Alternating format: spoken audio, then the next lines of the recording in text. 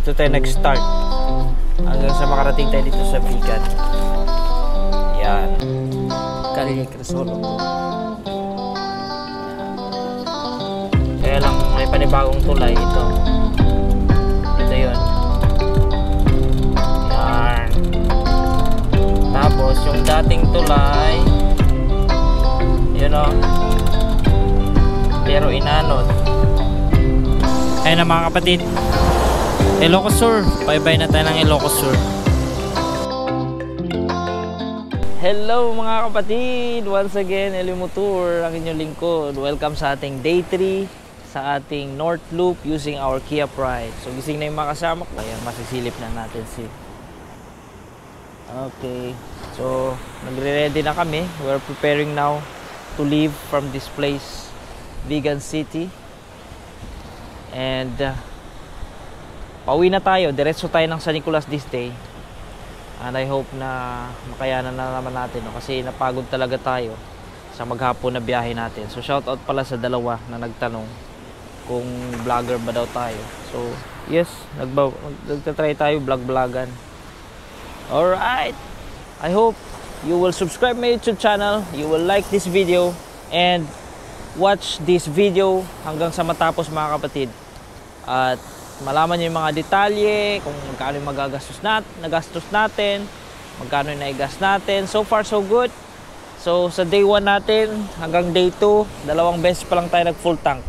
So sa full tank natin, pasilip ko mamaya mula Claveria, yung full tank natin, makikita nyo mamaya yung gasoline natin kung hanggang saan. Alright, mixed riding, no? Aircon, pero mula Claveria hanggang dito medyo nag-aircon talaga kami. Ang kinatuwa ko lang talaga din is yung full tank ko hanggang Claveria mula Pangasinan, no? Hanggang dulo. Okay, bago magpagudpud. So very nice. Matipid. Kumusta? Kumusta? Kumusta po? Yan mga kapatid, mula Claveria hanggang dito sa Vigan, full tank yan na lang yung natirang gasolina. All in all, natakbo natin mga kapatid is 748 kilometers na yung total na natakbo natin mula sa location natin sa Santa Maria, Pangasinan. Mula sa Santa Maria, Pangasinan, ito yung location natin. Dito tayo nag-start hanggang sa makarating tayo dito sa Vigan. Yan.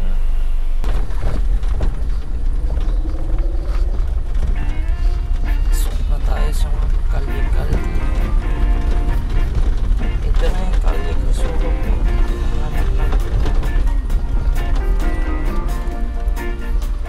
Yan yung nilalakaran. Yan.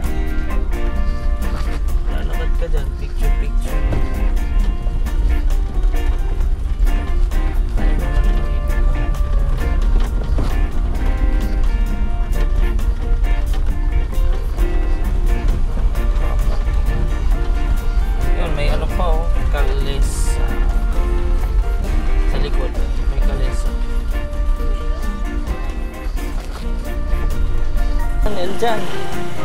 Eljan. Dito ka sa Espanya. La Casa Blanca.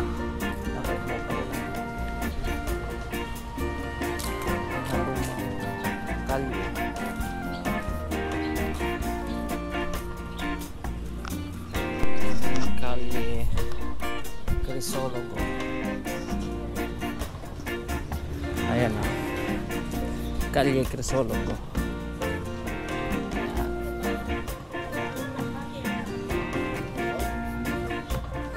Lumang-luma.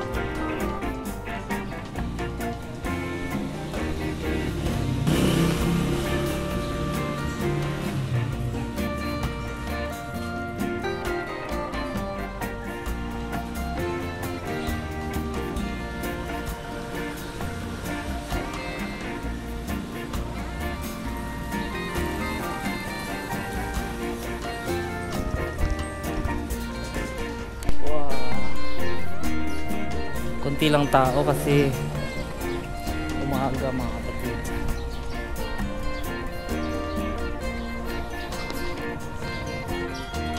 Calesa. Calesa. So nice.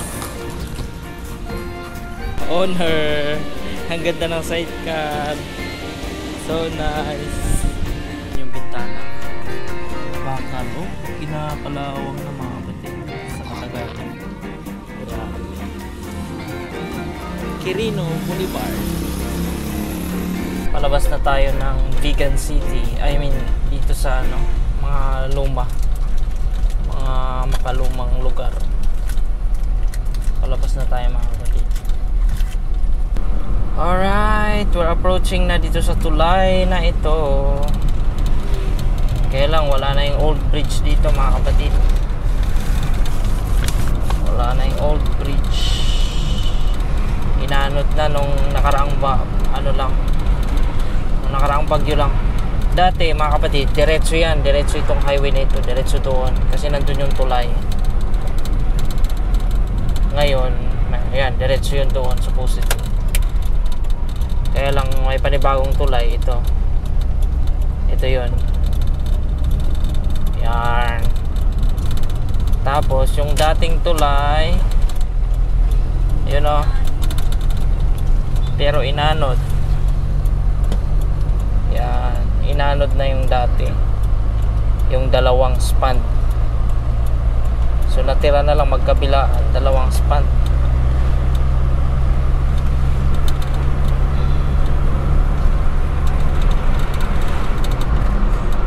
May picture kami dito dati, dalawa kami ni Paps dyan sa baba. May picture kami dyan.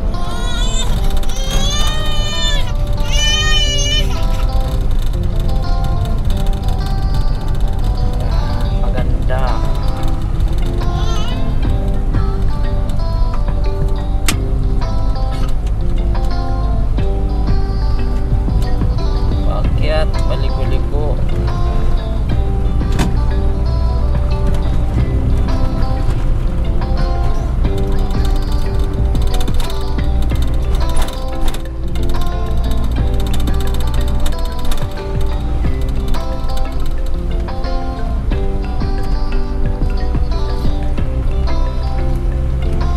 Santa Ilocos Sur.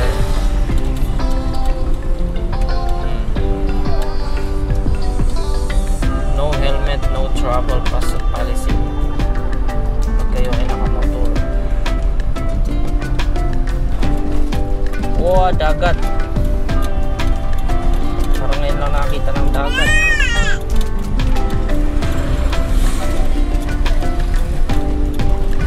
Tinulayan ng nature. The color of nature.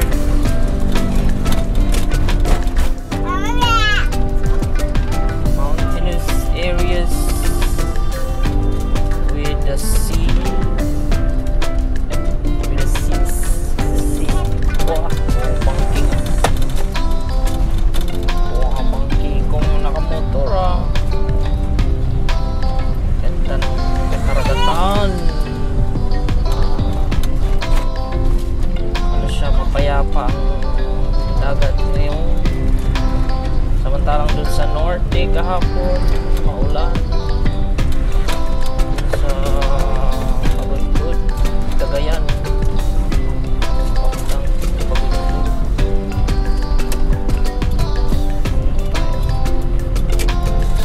Ilocos Sur. View deck ko, paliguan, dami naliligo. Dito tayo ngayon sa ito, Narvacan mga kapatid. Galing Vegan, dumaan tayo ng Santa, tapos Narvacan. Kain lang kami. Palabas tayo ng San Esteban. So from Narvacan, daanan natin yung bayan ng Santa Maria. Sunod ito, San Esteban. Exit na tayo. Di ko alam kung anong sunod na bayan ito. Malapit na lang to. Ito, mabilis na yung biyahe namin sa part na to kasi second time ko na ito eh. napuntahan ko na ito before mag-pandemic. Ito yung bayan ng San Esteban. Ayan yung simbahan nila.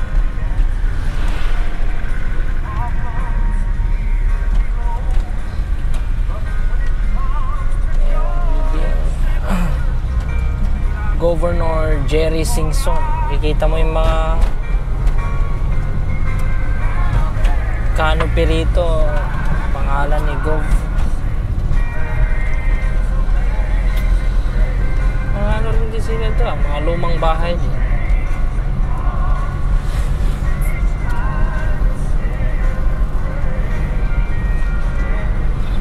From bayan ng Santiago, we're approaching now Candon City, Ilocos Sur.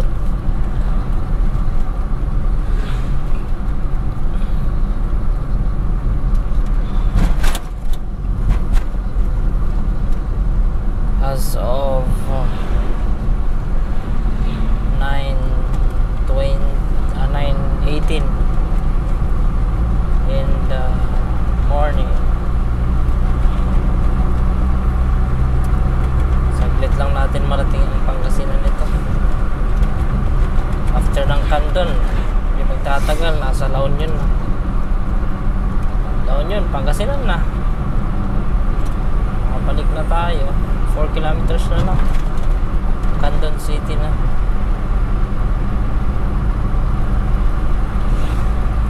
Hanggang, actually takbuhan lang namin hanggang 70 lang naman eh. Malinis kasi talaga ang daan. Tapos walang bako-bako. Lesson yung bako-bako.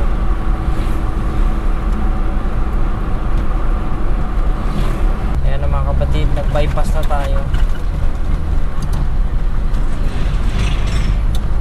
Nag-bypass na ako. Hindi na tayo dumaan sa city proper ng Candon City.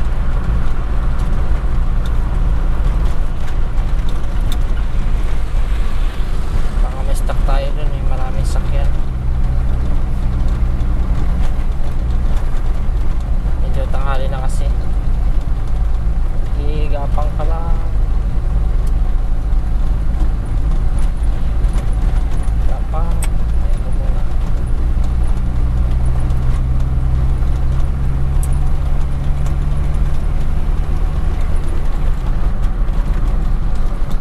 Alright. Ang haba nitong bypass pala mga kaibigan dito sa ano, Candon. Grabing haba. Ilang kilometro kaya ito? Yan yung arko mga kapatid. Kapag papasok kayo dito sa Candon, galing kayo ng south, ito yung bubungad sa inyo. Arko ng Candon City. Akyatin na naman. Gapang na naman tayo. Kalalagpas lang natin sa bayan ng Tagudin. Uy!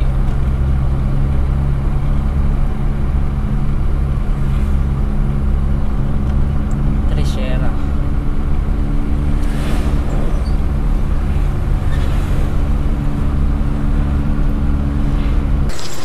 Ayun na mga kapatid, Ilocos Sur. Bye-bye na tayo ng Ilocos Sur. So let's go na pababa. Ito yung boundary. Ayan mga kapatid, we are entering now in La Union. Malapit na tayo. As of 9:30 in the morning. Ayan, 9 pa lang. Ay na, 10:30 pala. Haba ng ilog na ito. Between La Union and Ilocos Sur.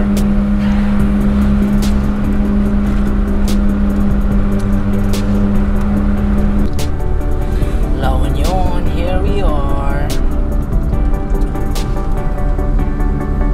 San Juan na tayo mga kapatid. And we are 10 kilometers to San Fernando, La Union. As of 11:20.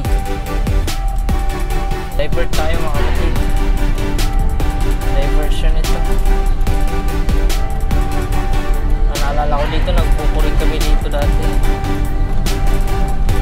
Hindi na tayo madaan. San Juan proper. So, diretso na tayo ng San Fernando. San Fernando, madaanan mo na Capa, Bawang, then Aguo, Santo Tomas, Rosario, Season, Pangasinan. Kanina pa yung Tucson na yun, Fernando City tayo, mga kapatid. Ayan, 900 na tayo. Fernando La Union. Napakainit, mga kapatid. Pagkakulog tayo under the sun. Yung temperature natin ay normal lang naman. Tapos naka-aircon tayo buong biyahe. Nainit pa naman na yan. Dapat pala red doors tayo. Mga kapatid, Nagilian.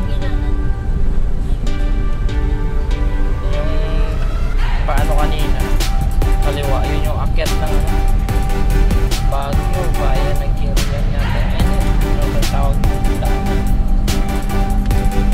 So diretso tayo kasi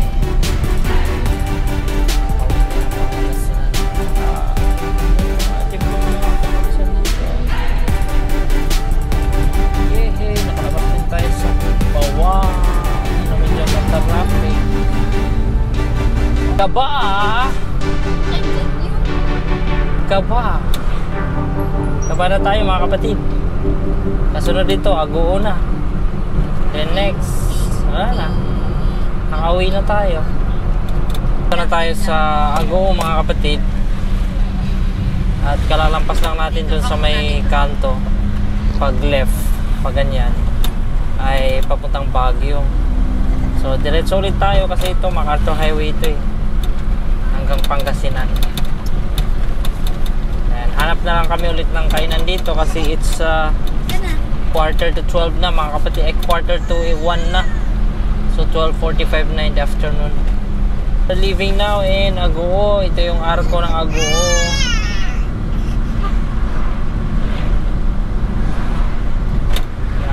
Napakainit dito samantalang sa norte kahapon maulan-ulan. Diretso tayo papuntang Pangasinan. Kayo pag pa Manila kayo at T-Flex dito, kakanan kayo tapos tumbukin nyo yan, gate ng T-Flex. Yan, kagaya yan. Yan, kagaya niyang black na kotse. Yan, diretso na yan hanggang Manila na yan. Welcome to T-Flex. Pero kami, dito lang kami.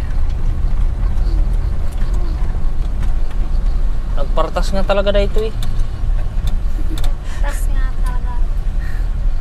Talagang pinapanindigan niya yung pangalan niyang bus na Partas. Lawag, Ilocos Sur. Nagapupay ti Lawag data.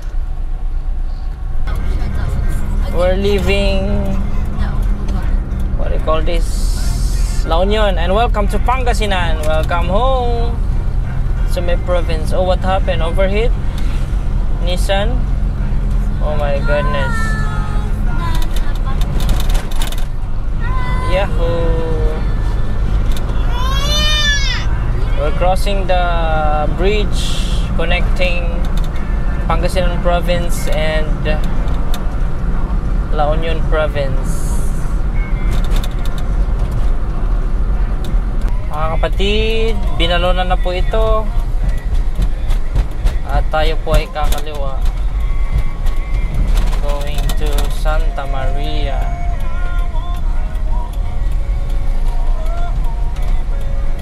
Kakaliwa na po tayo at papunta na sa ating hometown,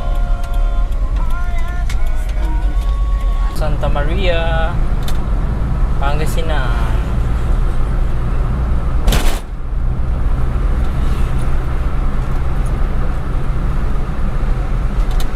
Ayan mga kapatid, bago matapos ang episode na ito ng ating Northern Luzon Loop, ay papagupit ko muna itong buhok ko. Dahil muna ako dito bago kami uwi sa bahay. At pagupit lang muna ako. Kasi humaba itong aking buhok sa biyahe. Sa puyat, pagod. Alright mga kapatid. Ito na yung binyahe natin, no? Mula tayo dyan sa Vigan hanggang dito sa location natin ngayon. Ito. Yan yung binyahe natin mga kapatid. Okay, ito yan. Yan. 3 PM kami dumating dito. So sa day 3 natin, ito yon. 233 kilometers yung tinravel natin. Vigan City to Santa Maria, Pangasinan. Day 3. So 233 kilometers. And all in all mga kapatid, yung na-travel natin, tingnan natin dito sa ating dashboard. So hindi ako nag-reset niyan, 997. So tatapusin ko na dito siya kasi after 3 kilometers mag-zero yan, di ba? Kaya yan, lahat all in all 997. Tapos dalawang full tank. Yan ang natira ng gasolina natin.